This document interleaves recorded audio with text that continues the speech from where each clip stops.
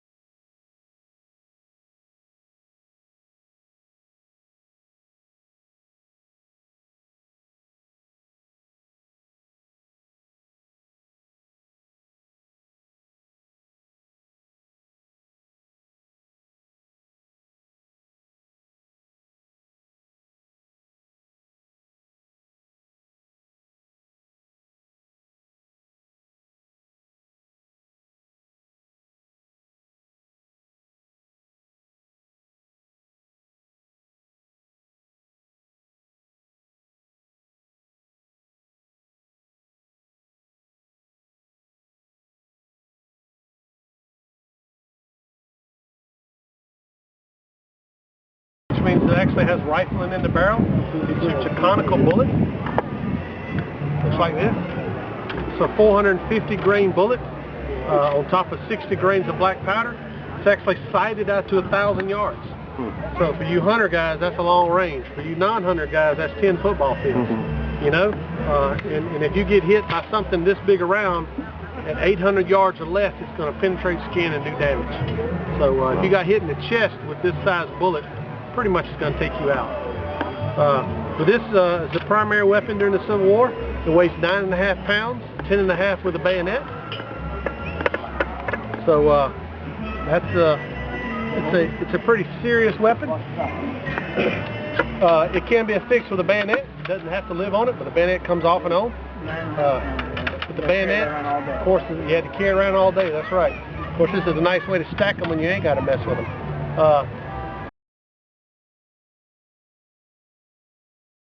Soldier war during the war. So the French army was the best looking army of the day. So this is all patterned after the French gear, French kepi, military type hat. Of course, problem with that in the South and in Georgia, when it rains, all that water comes right down your neck and gets all in your coat. Now you're soaking wet. So they went to a slouch hat, which is what he has, which, you know, gives you much more rain cover and an opening.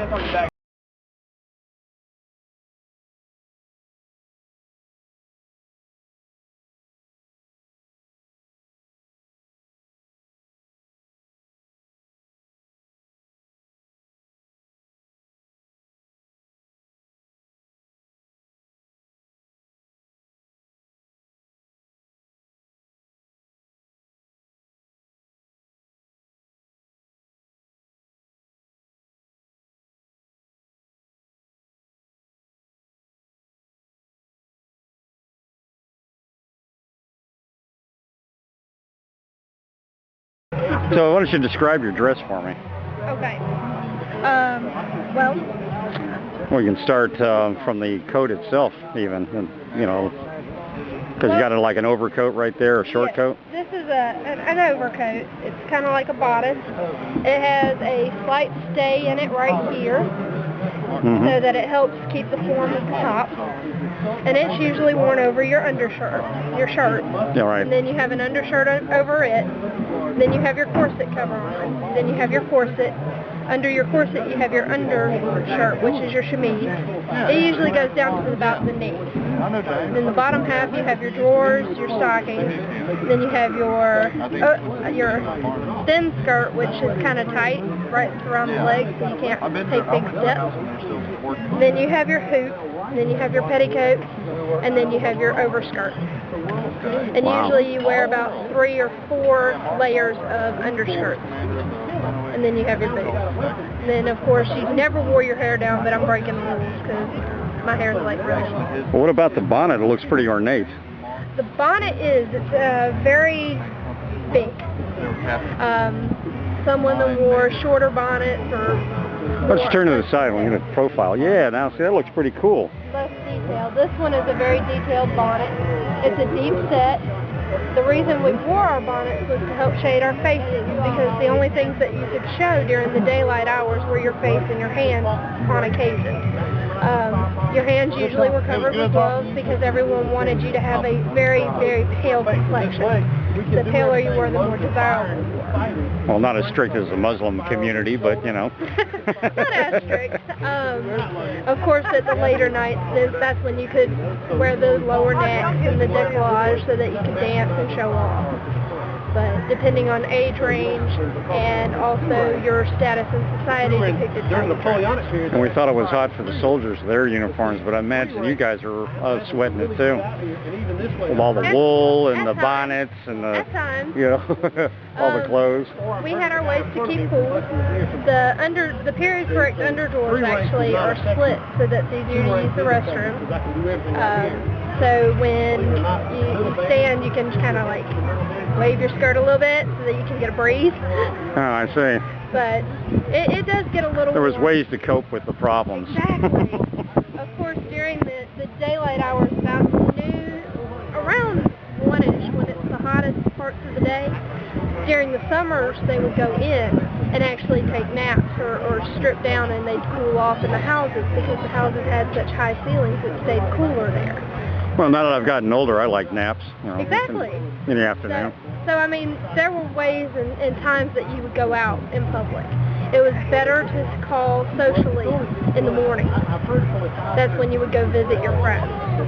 Oh. So. It's just a matter of scheduling.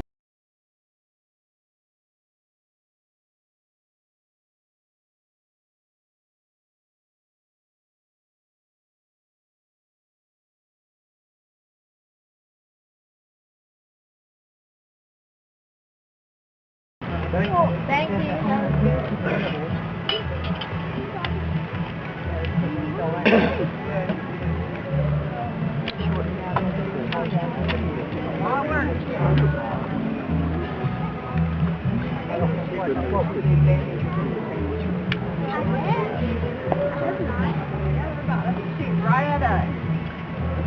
Now, face.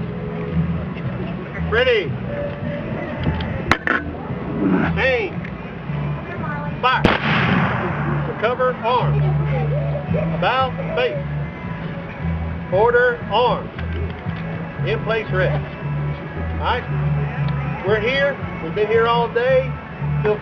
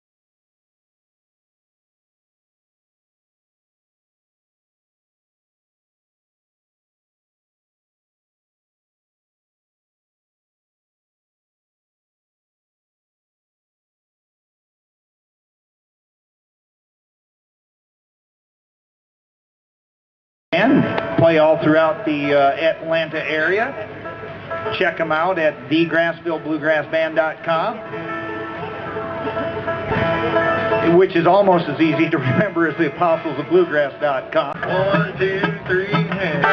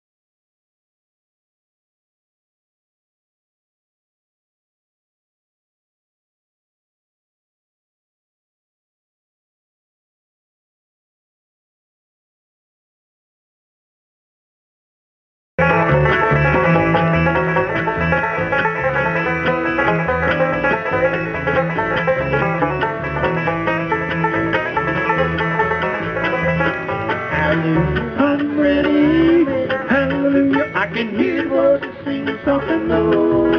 Hallelujah, I'm ready, hallelujah, hallelujah, I'm ready. I'm ready to go. Hallelujah, I'm ready, hallelujah, I can hear the voices singing something low. Hallelujah, I'm ready, hallelujah, hallelujah, I'm ready.